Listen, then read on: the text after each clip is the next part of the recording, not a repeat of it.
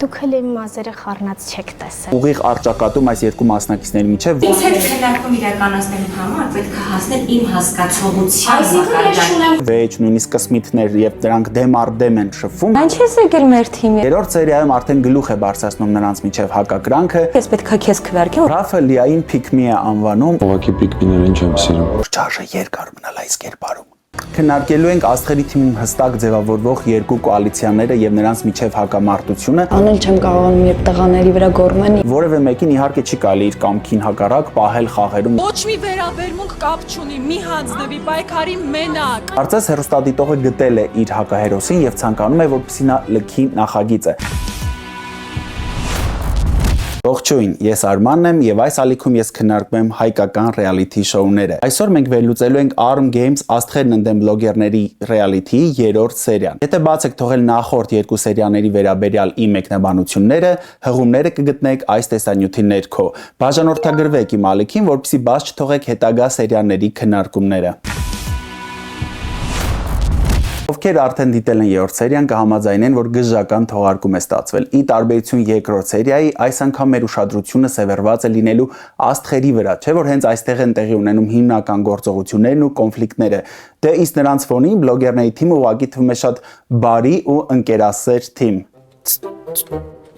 Իմիջայլոց ռեալիթիում երկար բարի ու ընկերասեր լինելը հաճախ ասոցացում է ցանցրալի լինելու հետ, այնպես որ չարժե երկար մնալ այս կերպարում։ Արդեն երրորդ սերիան ենք դիտում եւ աստիճանաբար բացվում եւ բացահայտվում են մասնակիցների կերպարները։ Սա բնական է ռեալիթիների համար, որովհետեւ մասնակիցները առաջին երկու սերիաներում սովորաբար ավելի ձիգ են իրենց պահում, փորձում են իրենց լավագույն կողմերից ցուցաբերել, նրանք դեռևս լարվում են տեսախցիկների գրեթե մշտական ներկայությունից, իսկ երրորդ սերիայից սկսած մի փոքր թուլանում են, հատկապես երբ որ քնում եւ արտանում են նույն միջավայրում, անդադար նույն մարդկանցով են շրջապատված, աստիճանաբար սկսում են ավելի բնական լինել եւ նրանց դեմքերը մենք տեսնում ենք մոտավոր այնպիսին, ինչպես իրենք կան իրական կյանքում։ Մենք քննարկելու ենք Աստղերի թիմում հստակ ձևավորվող երկու կոալիցիաները եւ նրանց միջև հակամարտությունը, ինչպես նաեւ առանձին վերցած Լիայի եւ Անայսի եւ Լիայի եւ Էմայի կոնֆլիկտները։ Իդեպ այս կոնֆլիկտները շատ բացահայտ չեն հաճախ հեռուստադիտողի համար, որովհետեւ նրա ոչ բոլոր կողմերն ենք մենք տեսնում։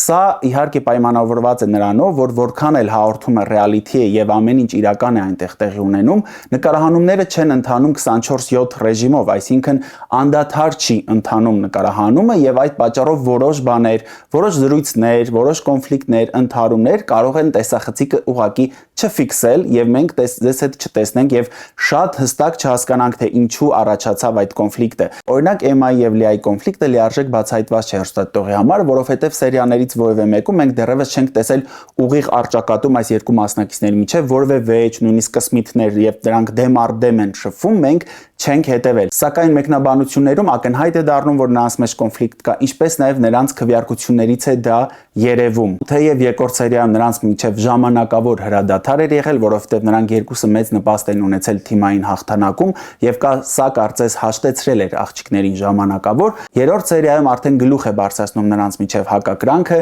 եւ մենք տեսնում ենք, որ Էման Էրմինայի հետ նույնիսկ քննարկում եւ պայմանավորվում են, որ միասնաբար պետք է քվեարկել Լիայի դեմ։ Լիայի։ Ես էլ միանշան եմ։ Փոքր փորձություններից հետ եկա, ասեցի այն մարդիկ, ովքեր որ իմ դեմ են քվեարկել, հերթով ես իրենց պետքա հանեմ։ Ու թեև Լիայի կոալիցիան այս անգամ չի քվեարկում Էմայի դեմ, այնուամենայնիվ կոալիցիայի գլխավոր հակամարտող ուժերը մնում են Էման եւ Լիան։ Մեկնաբանություններում գրեք, թե այս հակամարտող կողմերից որ մեկին եք ավելի շատ համակրում։ Հետաքրքիր է, որ երրորդ սերիան սկսվում է հենց Անայսի եւ Լիայի զրույցով եւ այստեղ երևում է, որ Անայսը փորձում է հարթել իր հարաբերությունները Լիայի հետ, նա նույնիսկ առաջարկում է իր օգնությունը առաջիկա քվեարկության ժամանակ, ինչին ի պատասխան Լիան ասում է, որ չի կարող լիարժեք նրան վստահել եւ նա չի սիրում, որ պայմանավորվում են նախապես, թե ում դեմ են քվեարկելու։ Քո հետ եմ, ես ուզում եմ քո հետ խաղալ։ Չէ, դու չես կարող իմ հետ լինես, որտեվ ես թիմի հետ եմ։ Ես դեմ եմ, որ պայմանավորվում են մի քանի հոգով, մեկին հանելուն։ Սա շատ հետաքրքրական է հատկապես այն ֆոնին, երբ երկու քվեարկություն շարունակ մենք հետևում ենք, թե ինչպես է Լիան խմբով քվեարկում մեկ մասնակցի դեմ։ Երկու թիմերին էլ առաջարկվում է ընտրել իրենց կազմից ամենավստահելի մասնակցին եւ բլոգերների թիմում Ագնեսն առաջարկում է իր տեխնացությունը։ Ի տարբերություն նախորդ սերիայի, այստեղ Ագնեսը պնդում է իր տեխնացությունը եւ նրան վստահում է թիմը եւ ուղարկում է հատուկ առաջադրանքի։ Աստղերի թիմում էլ ամենավստահելի մասնակիցը Գևորգ Մարտիրոսյանն է եւ հենց նրան է թիմը ուղարկում հատուկ առաքելության։ Ագնեսը եւ Գևորգը գնում են հաղորդավարների մոտ, որտեղ նրանց սպասվում է 2 ծրար,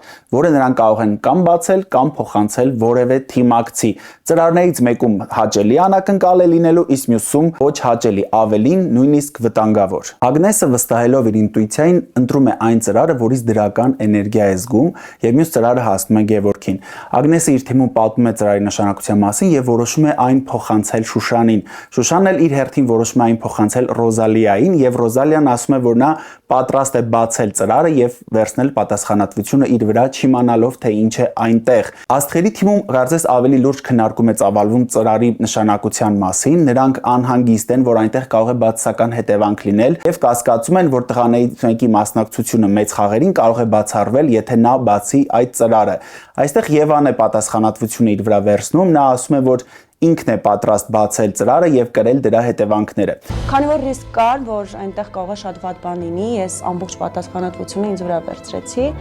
բայց եթե լավ բան լինի, շատ ավելի լավ։ Իդեպ, եթե առաջին սերիայում Եվան ավելի աննկատ էր մնացել, ապա երկրորդ եւ երրորդ սերիաներում նա շատ ավելի վառ կերպար է որպես երևում եւ ակնհայտ է, որ նա շատ ավելի հետաքրքիր խաղացող է լինելու հեռուստադիտողի համար առաջիկայում։ Ես ունեմ ռևերսի քարտ։ Մեծ խաղից առաջ Ռաֆոն բացահայտում է, որ ինքն ունի ռևերսի քարտ եւ սպառնում է աստղերին, ասելով, որ նրանցից մեկին այժմ կարող է բերել իր թիմ, իսկ պարտության դեպքում իրենք թիմով կքվեարկեն տվյալ մասնակցի դեմ։ Սակայն Ռաֆոն որոշում է այս անգամ չկիրառել այդ քարտը։ Իրականում ես sense ուզեցի, որ դուք մի քիչ լարվեք, ես այս քարտը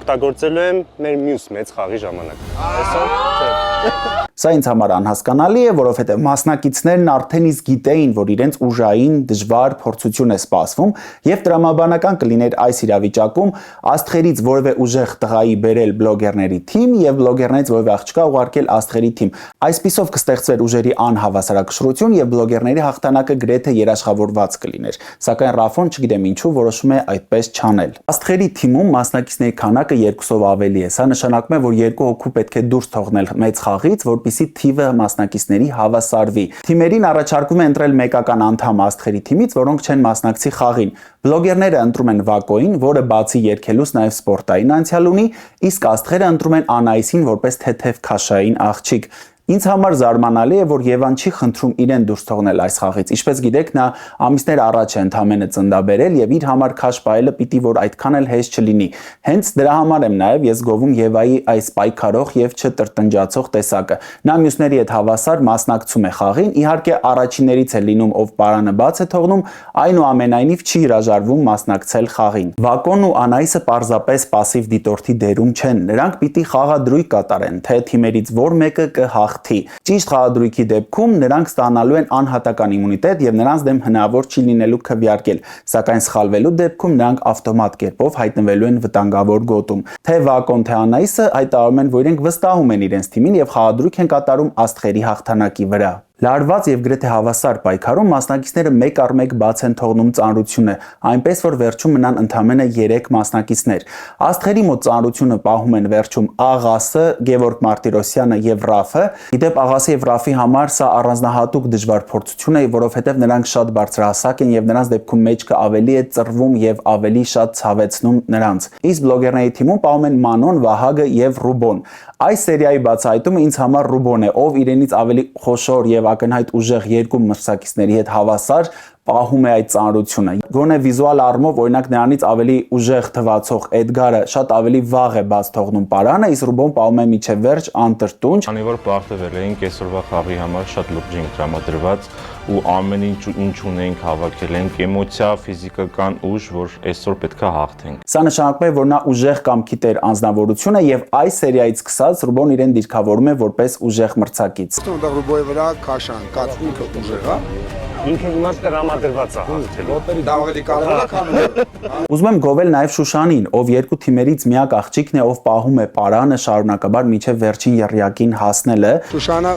Այս պայն միակ աղջիկն է։ Վերջին աղջիկն եմ մնացել ու իրականում չեմ ուզում դուրս գալ, պատրաստ եմ մինչև վերջ պայքարել։ Շուշանը ակնհայտ է, որ ֆիզիկապես եւ հոգեպես ուժեղ մասնակից է, զուր չէ, որ ես նրա հաղթելու շանսերը գնահատել եմ 10-ից 9։ Իդեպ, եթե բաց եք թողել բոլոր մասնակիցների հաղթելու հնարավորության վերաբերյալ իմ հատուկ թողարկումը, ապա հղումը կգտնեք այս տեսանյութի ներքո։ Աստղերը մեծ խաղում տեխնիկական պարտություն են կրում, քանի որ Ռաֆոն ռեֆլեքսորեն խախտում է կանոնը եւ այդպիսով պարտություն բերում իր թիմին։ Անկեղծ ասած, ինձ թվում է, որ եթե Ռաֆոն անգամ այդ խախտումը թույլ չտար, միևնույն է բլոգերները կհաղթեին, որովհետև ակնառու է, որ նրանց համար վերջում պահելը շատ ավելի հեշտ էր, քան աստղերի թիմի տղաների համար։ Աստղերի քոթեջում քննարկում է ծավալվում, որից պարզ է դառնում, որ նրանք տրամադրված էին այդ օրը քվեարկելու Անահիսի դեմ։ Սակայն Անահիսը եւ Վակոն այսպես թե այնպես լինելու են վտանգավոր գոտում, քանի որ իրենք խաղադրույք են կատարել իրենց թիմի վրա, որը պարտվել է։ Աստղերը պիտի ընտրեն եւս 2 հոգու, ովքեր կպայքարեն Վակոյի եւ Անահիսի դեմ փոքր խաղերում, որպեսզի չլքեն նախագիծը։ Արկությունից առաջ Ռոզալիան եւ Եվան բացում են իրենց ծրարները, եւ մենք իմանում ենք, որ Ագնեսի ինտուիցիան չի խաբում նրան։ Ռոզալիայի մոտ նվեր քարտ է, իսկ Եվայի մոտ բացասական հետևանքով քարտ է, նա ունի քարտ, որը նրան ավտոմատ կերպով ուղարկում է վտանգավոր գոտի։ Սա նշանակում է, որ Անահիսն ու Վակոն պիտի պայքարեն Եվայի եւ եւս 1 հոգու դեմ, ում կընտրի ամբողջ թիմը քվեարկության միջոցով։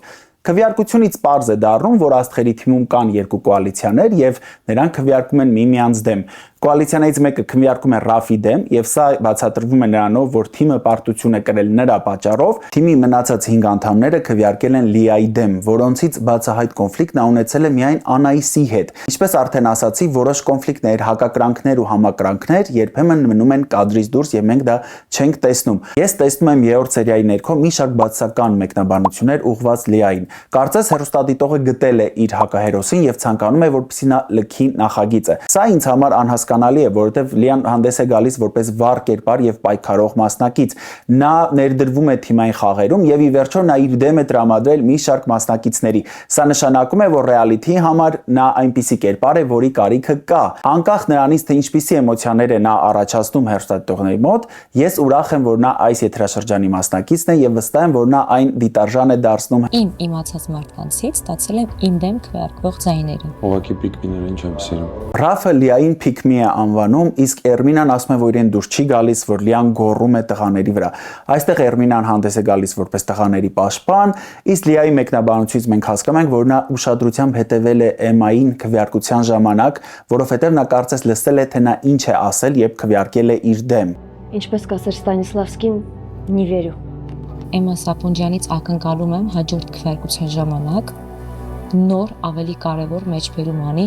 Կոստանդին Ստանիսլավսկիից։ Ձայները հավասար են բաշխում Ռաֆոյի եւ Լիայի միջև եւ Եվան ինքը պիտի ընտրի այն մասնակցին, ում հետ միասին պիտի պայքարի վտանգավոր գոտում։ Ռաֆոն բացահայտ Եվային խորհուրդ է տալիս իրեն չընտրել, որովհետեւ նա չի ցանկանում պայքարել իր կոալիցիայի անդամ Վակոյի դեմ։ Սակայն Եվան ինքը հասկանում է, որ չպետք է իր կոալիցիայից որևէ մարդու տանի վտանգավոր գոտի եւ որոշում է ընտրել Ռաֆոյին, բացահայտ ասելով, որ նա իր դեմ է քվեարկել։ Այսպիսով 2 հակամարտող կոալիցիաների անդամներ Ռաֆոն եւ Եվան միասնաբար պիտի պայքարեն, որպեսզի չլքեն նախագիծը։ Առաջին խաղում հաղթում է Ռաֆ Եվազույքը եւ մասնակիցներն այստեղին զարմացնում են հայկական արվեստի եւ մշակույթի վերաբերյալ իրենց իմացությամբ։ Սերգեյ Փարաջանով նռանգույնը։ Կեցես Ռաֆ։ Խաղից հետո Անահիսը դժգոհում է Վակոյից, քանի որ նա հայտարարել է, որ չի ցանկանում պայքարել։ Վակոն նույնիսկ ասում է, որ ինքն առաջին օրից ցանկացել է գնալ տուն։ Հա, բայց դու արդեն ֆրանսիա պատասխան ես տվել, ուզում ես տուն գնանք, երկրորդ խաղը չենք խաղալ։ Ես առաջի օրից ասում եմ տուն գնա։ Սա իհարկե տարակուսելի է։ Եղբայր, քեզ հնարավորություն է տրվել լինելու հայկական ռեալիթի շոուներից ամենահետաքրքիր եթերաշրջանում եւ բազմաթիվ մարդիկ կերազեին լինել քո փոխարեն, բայց դու պարզում ես գալով այդ եթերաշրջանին առաջին իսկ օրվանից ցանկացել ես գնալ տուն։ Սա իսկապես զարմանալի է եւ ես կարծում եմ որևէ մեկին իհարկե չի կարելի իր կամքին հակառակ պահել խաղերում, եթե նա չունի խաղալու եւ հաղթելու մոտիվացիա։ Նախորդ սերիաներում ես տպավորություն չեմ ունեցել, որ Վակոն իրեն անհարմար է զգում իր թիմում։ Նա որևէ կոնֆլիկտի չի մասնակցում, նրա դեմ բացական տրամադրվածություն չկա, սակայն նա ասում է, որ չի ցանկանում մասնակցել։ Մեկնաբանություններից պարզ է դառնում, որ Վակոյի այդ տրամադրվածության պատճառով Անահիսը նույնիսկ ցանկացել է լքել պայքարը, չմասնակցելով երկրորդ խաղին անգամ, սակայն Անահիտի ակտիվ ջանքերի ջանքերի շնորհիվ Անայիսը վերադառնում է եւ շարունակում է պայքարը։ Ոչ մի վերաբերմունք կապ չունի, մի հանձնվի պայքարի մենակ։ Ինձ դուր է գալիս, որ խաղերի արանքում եղած դադարի ժամանակ Անահիտը միջամտում է։ Նա Վակոին կոչ է անում պայքարել, չհանձնվել եւ լինել իսկական մասնակից։ Կանգնած, Ռաֆոին ավելի ֆանտաստիկ է, քան ամեն Ես ոչ մեկի չեմ հիշում։ Ես ոչ Բարակոյի պատվաստների շփավում միջև շաները գոնե անեսնապը ռուբիկը մեղավոր, որ փոքր մատից է ֆոկուս Ռաֆոին։ Նայ, օքեյ, ես մի վարդյա։ Ես Սա առաջին անգամն է, երբ Անահիտը որպես հաղորդավար ցույց է տալիս իր բնավորությունը եւ գործուն մասնակցություն է ունենում։ Եվ իհարկե նրա մասնակցությունը այս դեպքում շատ տեղին էր։ Զարմանալիորեն Վակոն տրամադրվում է եւ հենց նրա ակտիվ ջանքերի շնորհիվ երկրորդ խաղը հաղթում են Վակոն եւ Անայիսը, այսպիսով հավասարեցնելով հաշիվը։ Իսկ երրորդ խաղում թեև Ռաֆը անհաջող է հանդես գալիս, սակայն Եվայի դիպուկ հարվածների շնորհիվ հենց իրենք են հաղթում եւ այսպիսով նախագիծը լքում են Անայիսն ու Վակոն, իսկ Եվան ու Ռաֆոն որպես հաղթողներ ունեն անակնկալ արկղեր, որտեղ նրանց սպասում են հետաքրքիր քարտեր։ Ռաֆոն բացում է այն արկղը, որի մեջ անհատական իմունիտետ է։ Եվային բաժին է ընկնում +1 ձայնի քարտը։ Սա նշանակում է, որ հաջորդ քվեարկության ժամանակ Եվան ում դեմ քվեարկի իր ձայնը կկրկնապատկվի։ Դե ինչ, այսպիսին էր երրորդ սերիան, որը վստահ եմ շատերի դուր է եկել։ Մեկնաբանություններում գրեք, թե մասնակիցներին որ մեկին եք դուք երկրպագում, ինչպես նաև բաժանորդագրվեք իմ ալիքին, որպեսզի հետագա թողարկումները եւս միասին քննարկենք։ Շուտով կհանդիպենք։